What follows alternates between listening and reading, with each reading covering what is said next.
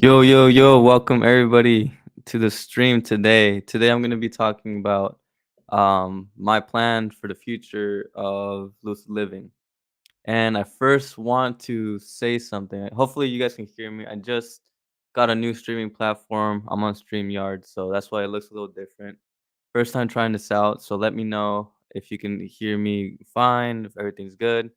Um, I do want to celebrate something really quick though. I've got something right here I want to show you guys. What's this? So we're gonna go here. This right here, 1,500 subscribers. That's something I'm just saw this morning, and I'm very happy about it. Lately, I haven't really been looking into the numbers, but seeing it right there, I mean, it's a big thing for me. Hopefully, we can keep growing. Appreciate you guys being here with me, and that's something I'm really happy about. So I do want to talk about why I also haven't been focusing too much on the subscriber count on growing the channel too much because I've actually been focusing more on developing a team for my channel. So I want to have a team of basically a media company. And before I go into what the vision is, I do want to talk to you guys about something that I want to talk about complex systems because this is something I picked up in college and something that I want to talk about because it actually is the basis for all of what I'm doing right now. It's kind of how it's like the inspiration for my business model. But thank you, Wisdom Warriors. Appreciate you being here, and also appreciate all the time that you've spent with me, seen me along my journey, and I hope that you've gotten a lot of value, and I hope you keep getting value, and then just a lot of love sent towards you. Okay, so let's begin with the the video. I want to share with you guys. Emergence. So we're gonna watch this just so you guys get an understanding of what I'm talking about. So this is complex systems. He's talking about emergence, but emergence is the result of complex systems. All right. So we're gonna go ahead and watch it.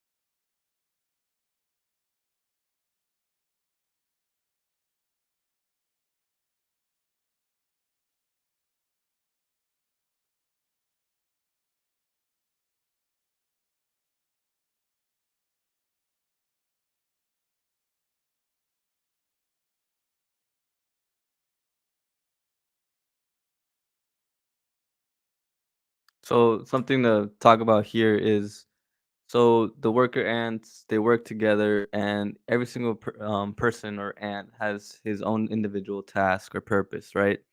And after a while, if there's one that is missing out, there is no overarching like dictator or overarching entity, overlooking all of this. There's just these rules built in within every role that allows for the system to operate as it's supposed to operate. So if I'm noticing that after a certain ratio of ants out of 10, I'm getting like one gatherer, and it's in my rule system that okay, if I only see, if I only see two per 10, then I gotta turn it into a worker. Then I'll do that, right? So the system is not operated or governed by something by this bigger managerial or overarching entity. In fact, the system runs by itself, and the basically it is um, basically created off of a few set of rules, and that's the biggest thing that I want you to understand, that this complex system of a whole ant colony. Um, why no super chat option? Um, I'm not sure. I'm streaming right now on StreamYard. I don't know what a super chat option is. Let me open that up really quick. Maybe let me know if you can super chat now. I just connected to the back end of my YouTube studio. But what I was basically trying to get to is that this complex system of an ant colony is not actually being commanded by no overarching entity. In fact, it is just within every single ant. Every single ant knows exactly what he needs to do based off a set of rules, and it turns out to be this complex system of an ant colony. So I want to continue this so you guys can see a little bit more examples.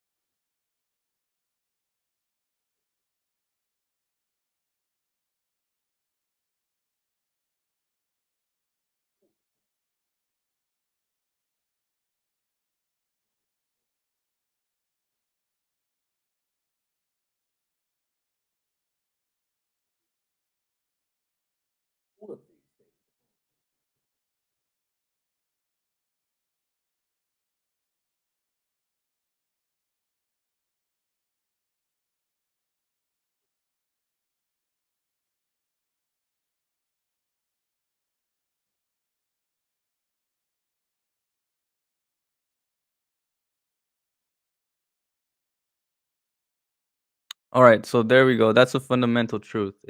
Complex systems or emergence are a fundamental structure or truth of the universe, and this is what this channel is all about. This is what I'm all about. So when I tap into that and I understand that, how can I make that practical, and how can I integrate that into my own life with whatever I'm doing? And I was holding this question for a while because I learned this back when I was in college, and so I was just thinking, how can I apply this, right? And so slowly I've been building up towards that, and I want to show you guys some examples of this. I want you to show you guys that this is a fundamental truth, and we'll see it in everything. Once you start opening your mind towards that. So I'm gonna go back here. I'm gonna look up fractals for you, and in this, you're gonna be able to see. So right here, this is an actual I think it's a mathematic equation. I'm not very sure, but this was discovered, and the closer you get to it, the deeper you go into this fractal, the more it replicates itself. So, when you're on a mushroom trip, um, the yeah, structures within structures, as above, so below. Correct, correct. Sorry, Kangaroo. I need to figure that super chat out. I'm still pretty new to live streaming, so I will get that in there. Try to figure it out for you, okay? But yes, you're getting the idea, and I know that you guys will kind of can run with this because we're talking about kind of like this is the essence. This is the essence of physical. This is a manifestation of the universe. This is how the universe manifests itself through all of nature. Like if you see right here in plants, while I was going through this course, I found that the reason why we operate through fractals, you can see this kind of looks like a brain. Actually, brains are structured as a complex system, also, just as it mentioned in the video. But the reason we operate through fractals is because it is the most efficient way to express life. You know, when plants are structured in this way, it is the best way for them to survive. They save energy, they collect, and they just operate so much more efficiently.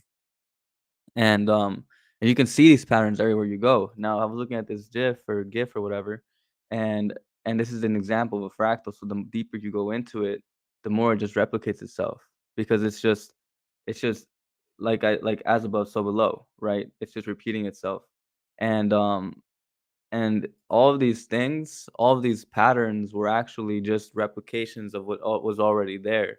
And now if we start to think about this kind of like in the form of a population, if we start to think of this in terms of how humans operate, we can get to a way. Stream was suspended. Can you guys see me? Um L Let me know if you can still see me. It says that stream was suspended. I'm here. I'm here though. Okay. We'll keep going. Just let me know. So the way I see this is a complex system is really just built off a few rules for the individual agent. An agent can be just a single entity. Like it would be within a flock of birds, it would be the bird. So when you see a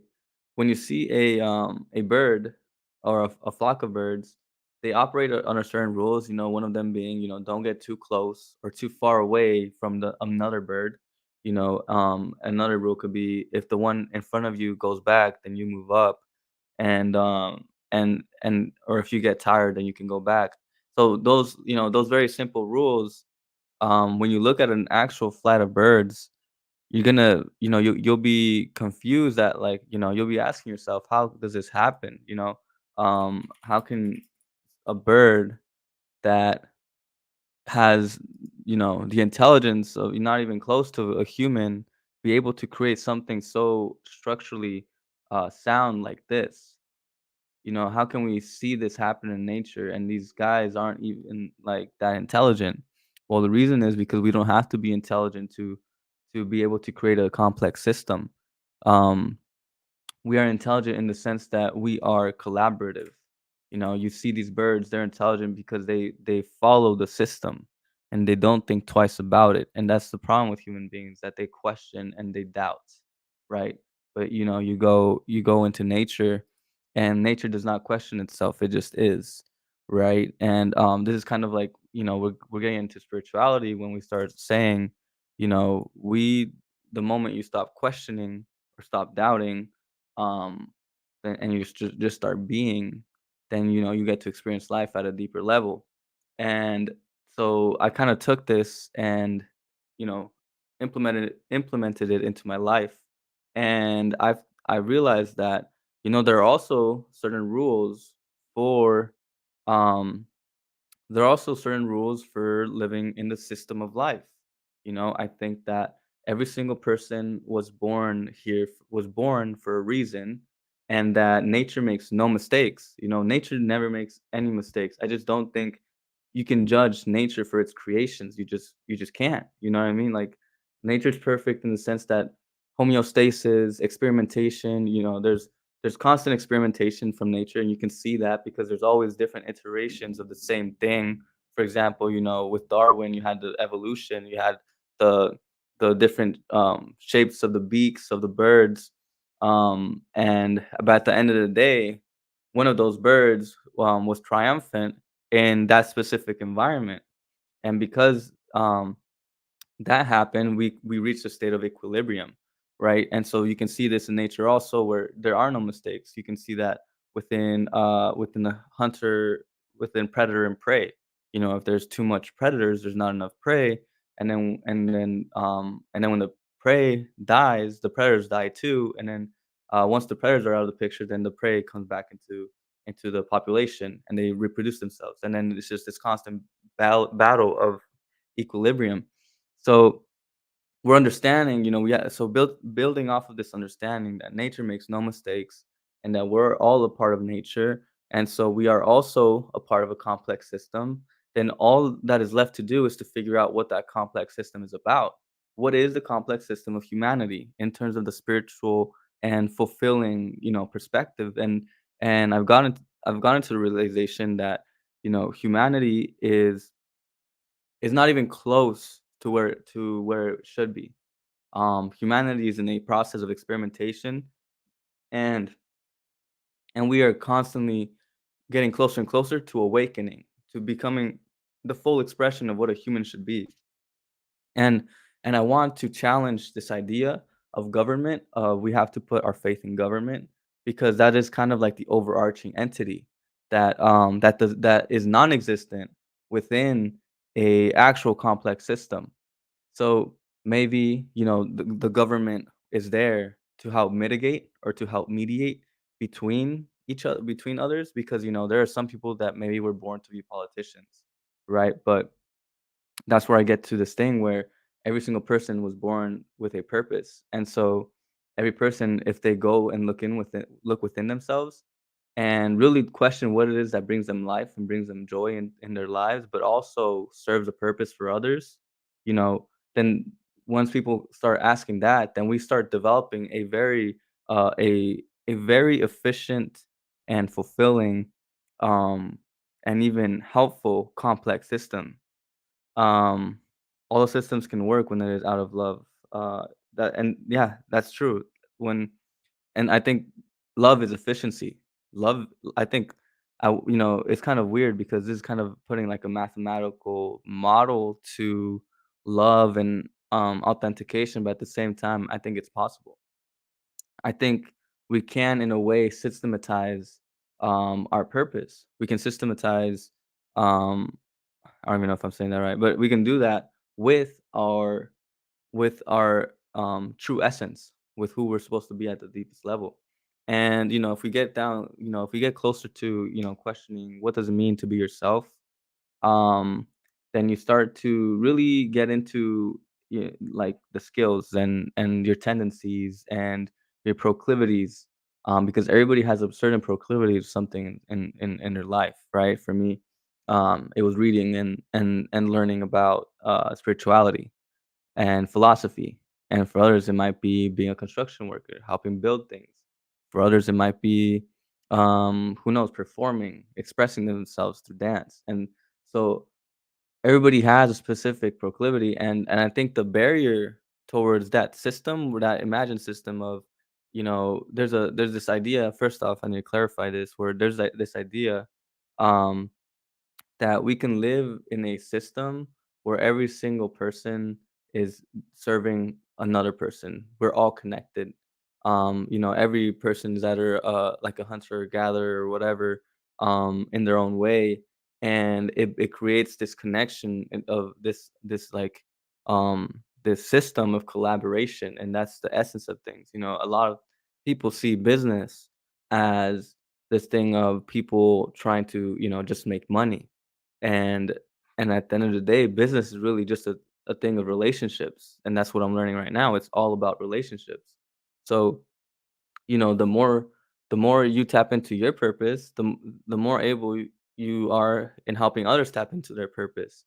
And that's something that I've just seen myself. You become yourself and you show others what it means to be yourself, and they slowly start questioning their reality, and they slowly start questioning the system that they're in. And the current system is a broken system, which is the matrix, right? Let me see here.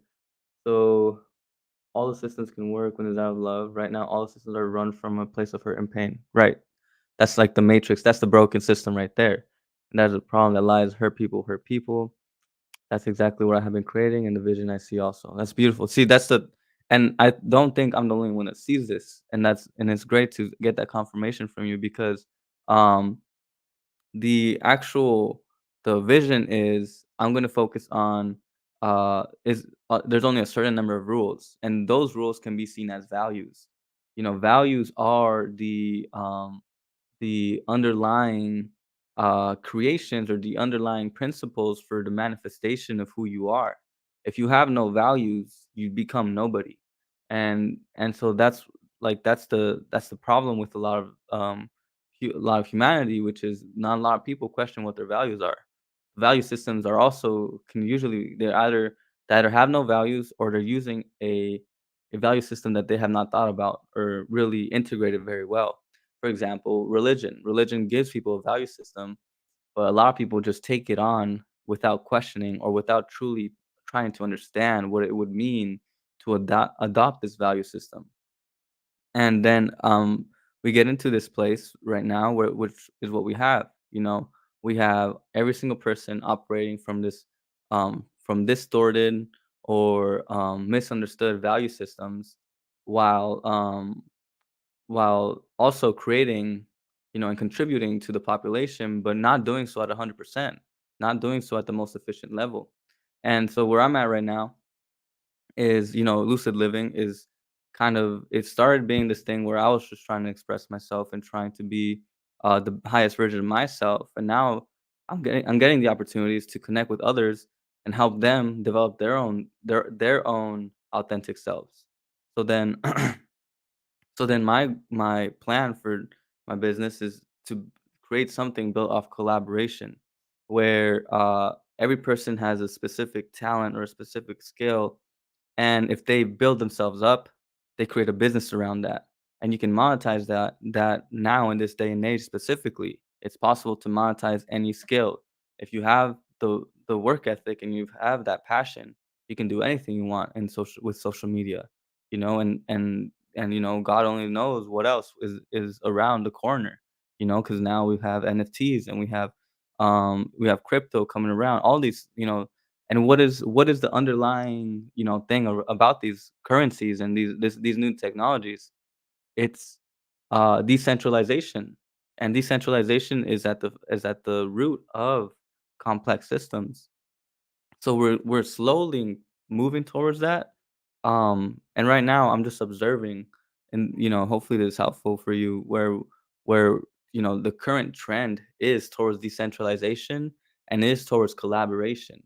So the monopolies are going to die. I feel like the monopolies are not going to be able to live for too long because they're too busy trying to take everything when everybody else is just working off collaboration.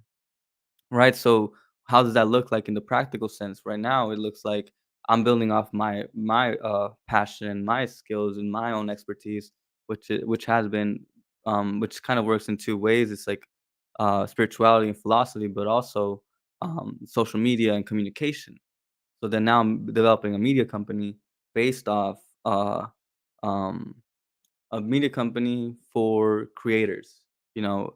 So I want to build my company so I can do whatever I want to achieve all the goals I need to so that I get exposure at the highest level. And then while I'm doing that, I can help other people along the way. So then I help other businesses and other entrepreneurs or people with a passion that have the desire to serve but don't know how to get monetized.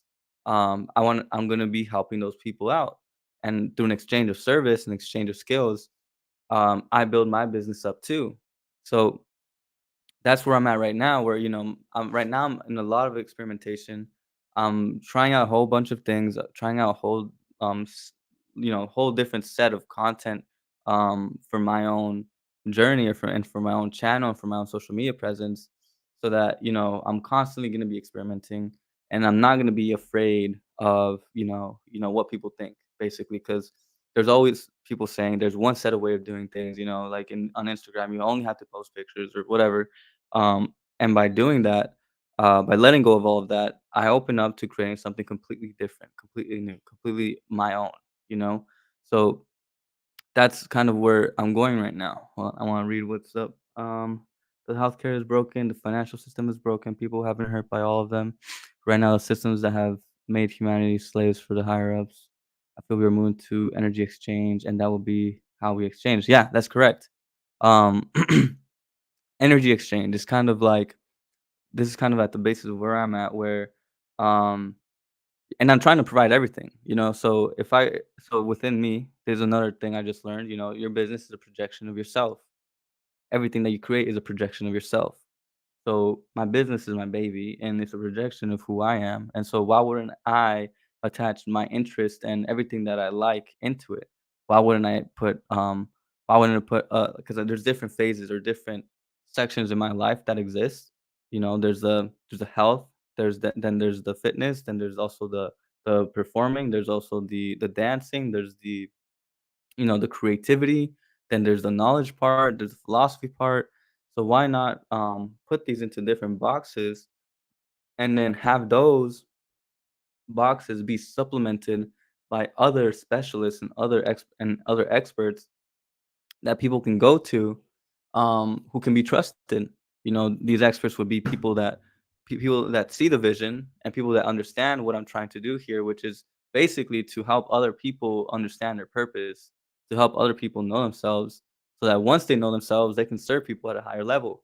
And I'm gonna be the person that's gonna help people once they get to that understanding of like, oh, I'm meant to be a performer, or I'm meant to be a speaker, or I'm meant to be this person that talks all about any topic, astrology or whatever. And when that happens, then you can do anything, because what's the fuel? The fuel isn't money. The fuel isn't some means to an end. The fuel is just an expression of your passion, of your desire. And through that expression, you find connection with those people that resonate with you and that resonate with the same, either with the same interest, or with the same, or they just resonate with the passion that you carry for the things you do. And that is so sustainable. That is the most sustainable system ever. And you don't see that right now. It's just happening. I'm luckily I just found somebody that is doing the same thing I'm doing. Um and I'm very happy. You guys will be seeing a collaboration soon, with Live Celestial.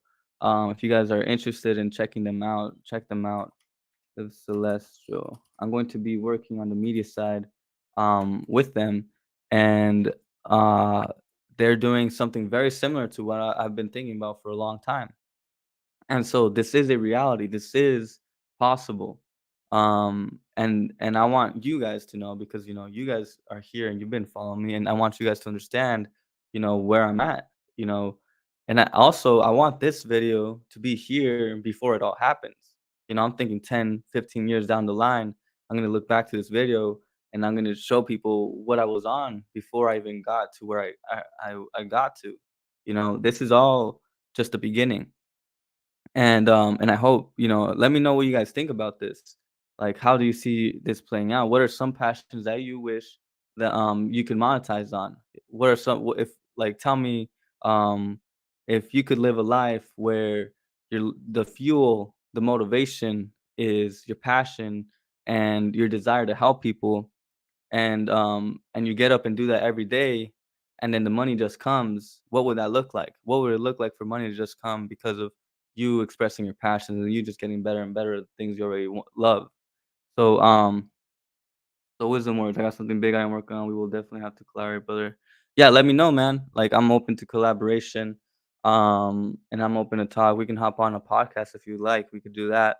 I'll be interested in seeing that because I want people to know what's out there too. So let me know. Hit me up on Instagram.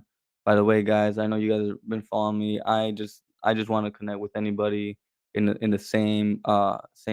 with the same mindset, same everything. Okay, and so I'm curious. One of the things I've been seeing, for example, I've been spotting some trends for like coaching, right? So something that I've understood from the business space is that education is going to be a huge, huge, basically, market for people. Education is going to explode. Why? Because the school system is broken. People are understanding that they don't want to be workers all of their life. The school system only trains people to be a worker, to work under somebody, to be managed. Now, people are seeing, with the rise of social media and just with the rise of everything else going on right now, that you can monetize based off your own skills. You could be a cook and make money off that, not just through a restaurant, but through social media or through YouTube or online. And what I'm seeing is coaches, a lot of coaching, I feel like monetary, like fiat or just money in general will kind of almost like disappear. It would only be an indication of the value that's being exchanged rather than something that would drive business. The It's an energy exchange. Money is energy. But the reason that it is so hard to grasp for a lot of people is because the definition of that energy is very it's not correct. It's very distorted. People define money based off a relationship that they've had with it from a long time ago, versus it just being energy, and it's an entity within itself. People don't understand that they have a relationship with money. It's like we are all in relationship with with what we have around us, and that dictates exactly how we feel about ourselves. So so I see money just disappearing. Why? Because we're gonna go back to barter. We're gonna go back to bartering our services. If back in the older days, people would exchange apples for oranges. You know what I mean? Like I'd have cattle, and then this gardener was gonna have fruits and veggies. I'm gonna give him some of my gain for their own products and goods. So this is gonna see it's gonna be something where I'm seeing people, I'm even doing it myself. I'm exchanging my expertise of social media for another person's expertise of business. Like that's happening right now.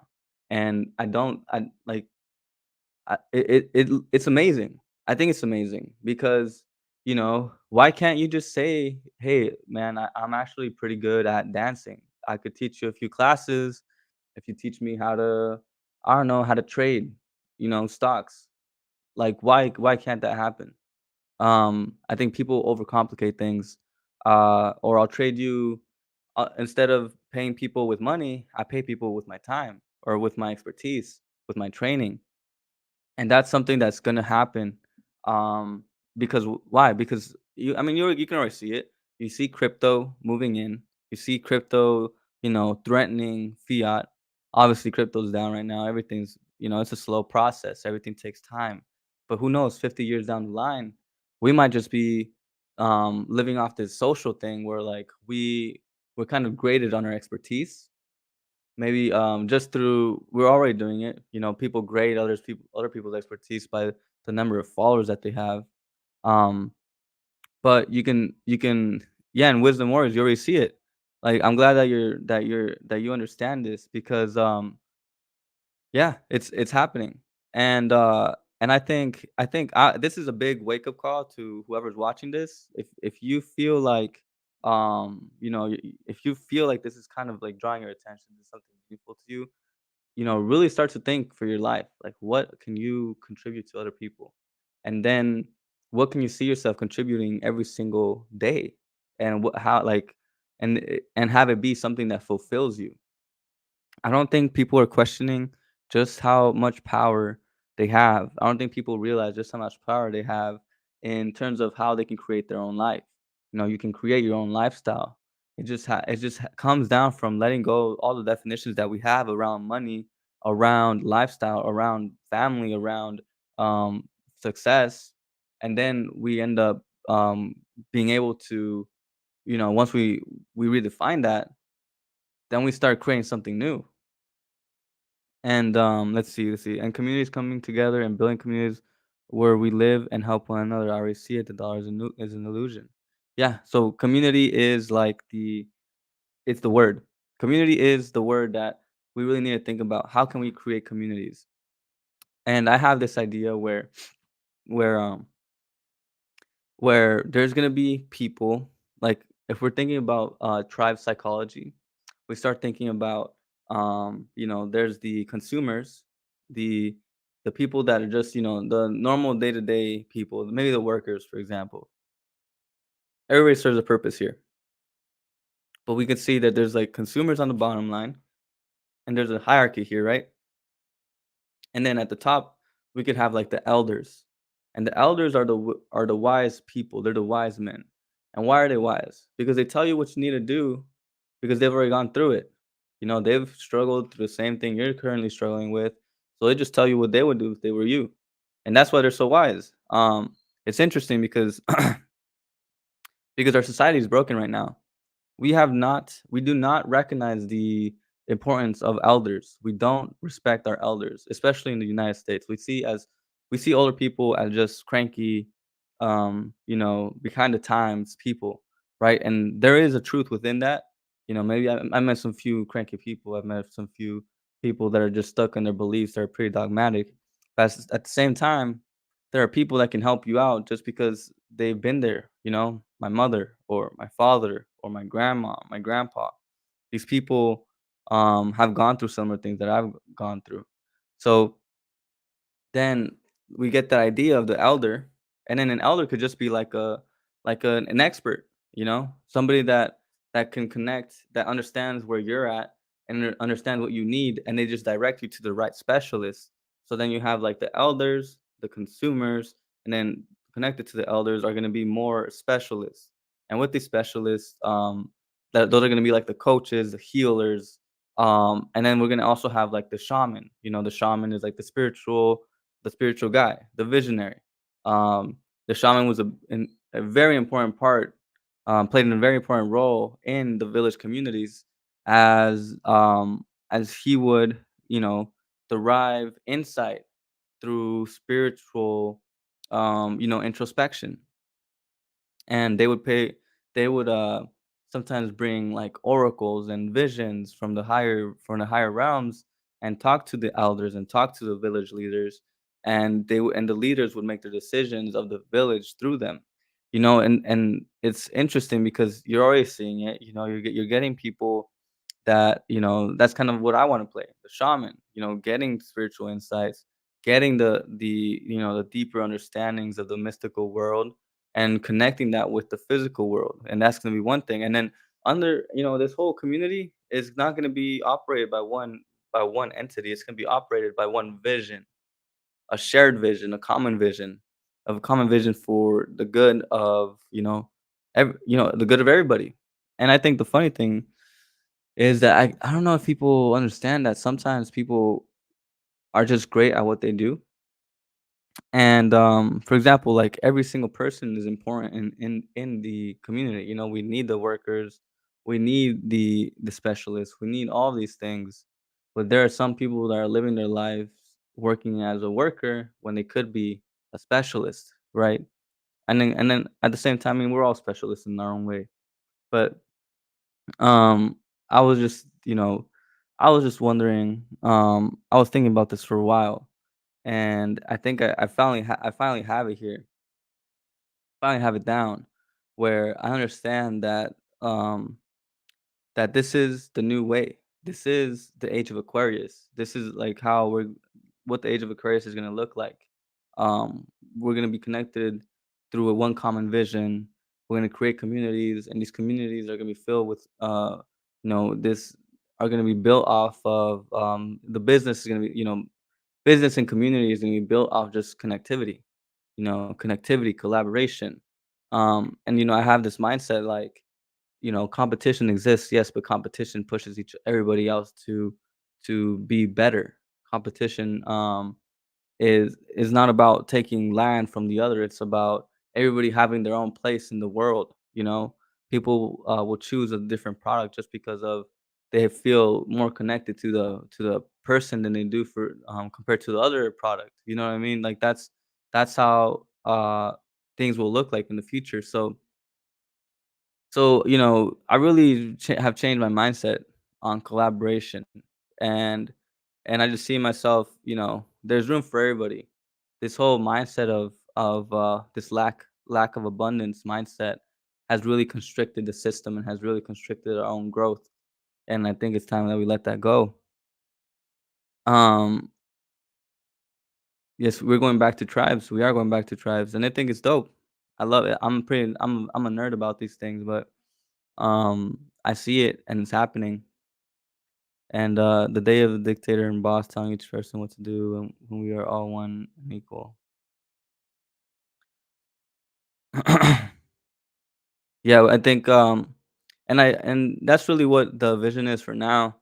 Um let me see. I was going to go over a few more questions.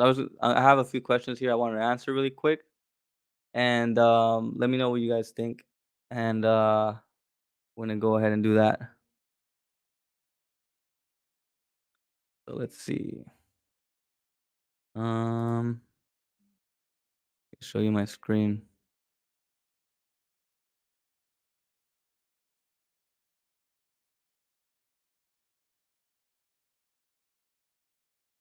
Okay. So this is going to happen right here. So I was going through Quora and I want to answer these questions just because they were interesting. And hopefully that brings some insight to you guys. So why do you retreat into isolation once you experience spiritual awakening? That is the question. And the reason we like to retreat into isolation after a spiritual awakening is because we're opening ourselves up to the system. We have recognized that the system is broken and that we've been attached to a broken system, which has also broken us. It's fragmented us in a way that has made us feel depressed, has made us live inauthentically. And so the reason we go into isolation is because we need to disconnect from the system in order to rebuild ourselves and then integrate ourselves into the system so that we can upgrade the system, right?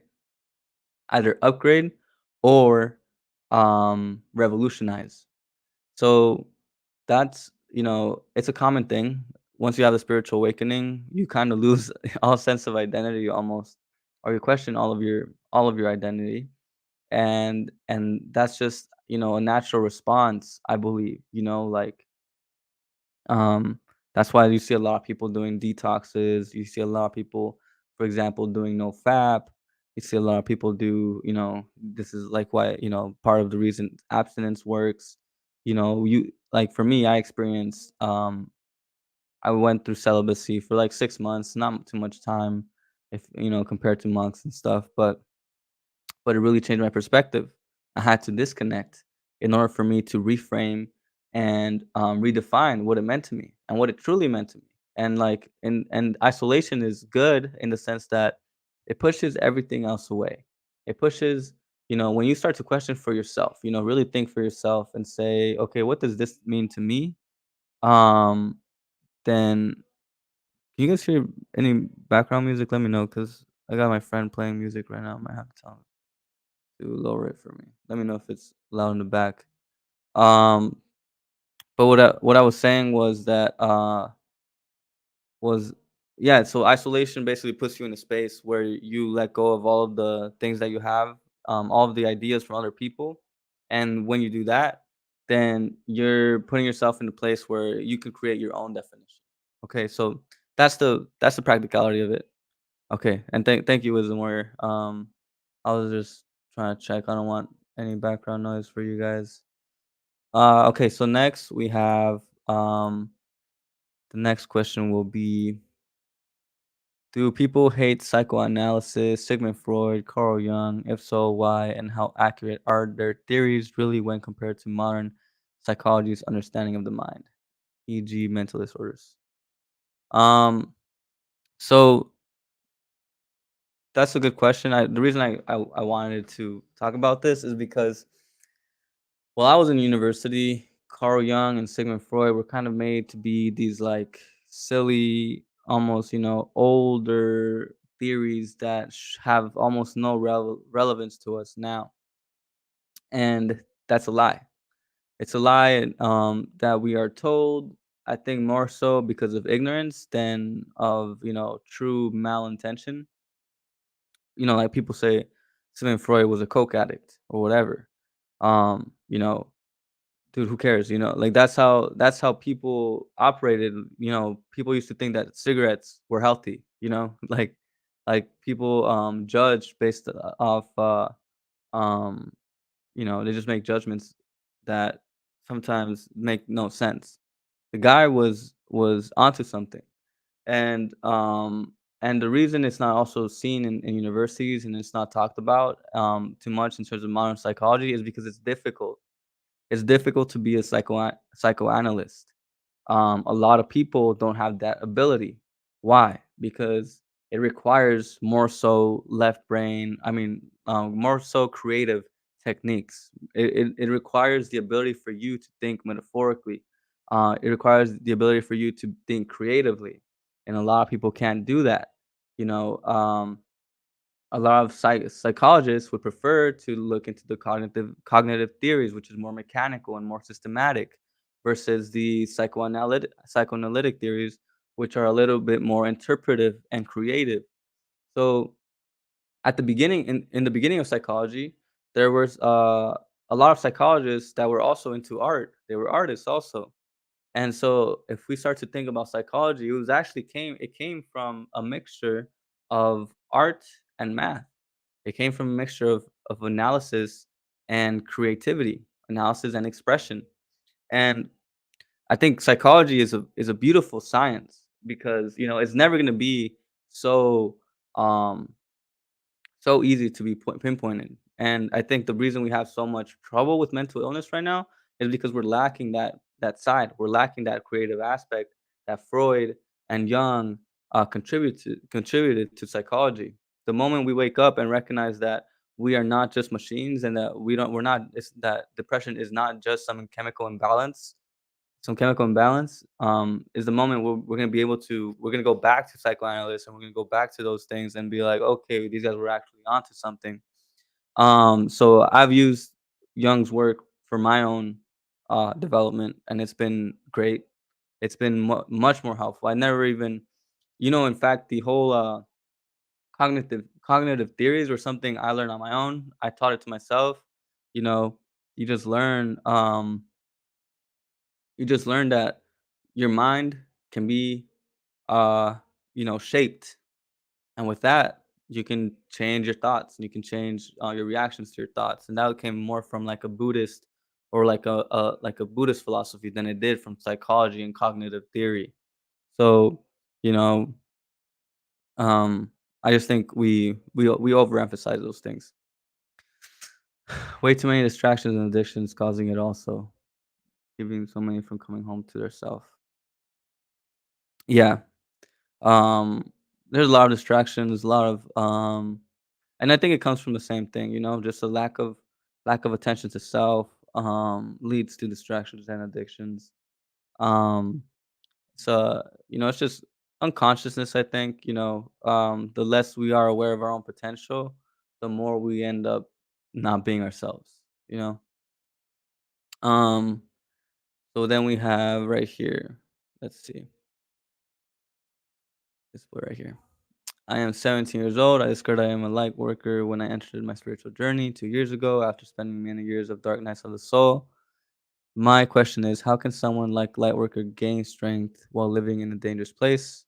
What if I get hurt or killed? I know I'm under protection, but how powerful we really are? I want to make this clear before diving into the this was an interesting question just because, you know, person that's asking is 17 years old and they're just getting into this. Um, and yeah, schools are broken too, so it's all adding. Like I said, the broken systems fragment the actual individual agents within the systems. But let's see. The person is asking about how do I survive or how do I deal with the negative, people around me, kind of as a light worker. Um, yeah, because he identified himself as a light worker while living in a dangerous place. For example, maybe he lives around bullies. Maybe there's some gangsters around. Just some hood stuff. For me, I mean, I would say like in I there's times that I go out and there's people that are drinking and there's people that want trouble. They're looking for trouble and something that I've understood as somebody that's spiritual and I guess you could say a light worker. You're gonna face the real world. That's just the how the world works. Kind of like to protect yourself. Protection isn't really like you can't really protect yourself. You can protect yourself. I mean, with intention. Don't go out. Don't talk to these people. Don't engage with them. Don't feed them your energy. And that's what I like to do. Just don't give them your attention because it's like anything. The more you, where your energy goes or where your attention goes, where your energy goes. So the more you give people the attention that they're looking for, the more they're gonna want it from you. You know what I mean? So be very wary of where you draw your attention, and then also, um, I'd say the inner work is also protection within itself. The more you work on yourself, the more you also understand who these people are, these bullies or these gangsters or whatever. The more you understand your negative self, the more you can understand the negative that's outside. And in doing so, that's a protection within itself because you learn to actually alleviate or balance these negative things. You can't just push away the negativity because then you push yourself away also. So when you integrate that negativity, though, you become a beast. You become an actual, um, it's like you're a beast, but you know how to manage yourself. And that's the truth that we are all bestial beings at a certain level. We're not completely defined by our animalistic instincts, but we do have it. So so what I would say is tap into that negativity, look within it yourself. When you see these kinds of people, what does that say about yourself? How can that help you be a better person? And then when you learn more about that, how can you be a more compassionate person to these people? When you meet hate with love, then you can change a lot of things. And that's the hard part about being a light worker. If you're a true light worker, you're not afraid to go into the dark and bring light and shine the darkness. So one more question. This is for my boy, Eric. Appreciate you for the question, my boy.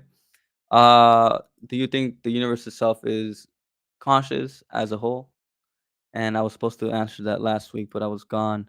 Um, I do think that the universe is conscious. Everything is conscious, even the rock. And like a rock is conscious. And the reason I say that is because the life principle is everywhere. The life principle is like inherent in every creation. Kind of like how we are God's work, the universe is God's work, and the universe is a reflection of God himself. We hold that same light. The universe holds that same light within it. And And for example, like minerals, I just understand this kind of like from an esoteric sense. Minerals are seeking a higher form of expression. You can see that with like diamonds, for example. The specific patterns that they create under pressure. They're first like this like you know not so beautiful thing like a rock, and then they get crushed under pressure and they get worked on, and then they come out and it's a gem, right? And that's a metaphor that we use, but that's just how that's also an evolutionary thing that the intelligence within the mineral is working itself out and trying to express itself at a higher level. And then the next thing you could see are plants, for example. Plants are conscious. That's just a fact. When you look at the way that plants operate and how connected they are with each other, they are conscious, they are intelligent. um and the higher expression of a plant would be its flowering, would be it sprouting and it expressing its flowers, the petals, the beautiful like a rose or like a sunflower. When it opens up, that's its highest expression. And then we have animals, for example. Maybe a higher expression of a dog would be kind of like the domesticated but intelligent, more intelligent animal. And then the highest expression of a human being could be the self-actualized version of himself, maybe the higher self in a sense. And so that theory kind of just leads me to conclude that everything is conscious. And because at the same time everything is energy, if you break everything down. So yeah, that's my answer to that question. um that is it for now. So I appreciate you guys coming in. Thank you for joining Wisdom. Let me know in the comments what you guys think. Also, I'm gonna be streaming every Sunday. All right, every Sunday at 2 p.m. I'm gonna be coming at you with some more content. So if you guys enjoy this, make sure to stay tuned. I'm gonna be creating, more stuff. I want to create a Facebook group, so I'll be letting you guys know through the YouTube community how you can join that, and hit me up also. I want to get more people on the podcast. So Wisdom Warriors, you've been coming through a lot. So make sure to send me an email. You can get my email at in my about page, or you can message me on Instagram. Contact me. Send me an email at j.vallejo@simplylucidliving.com. I'm gonna put that in the chat.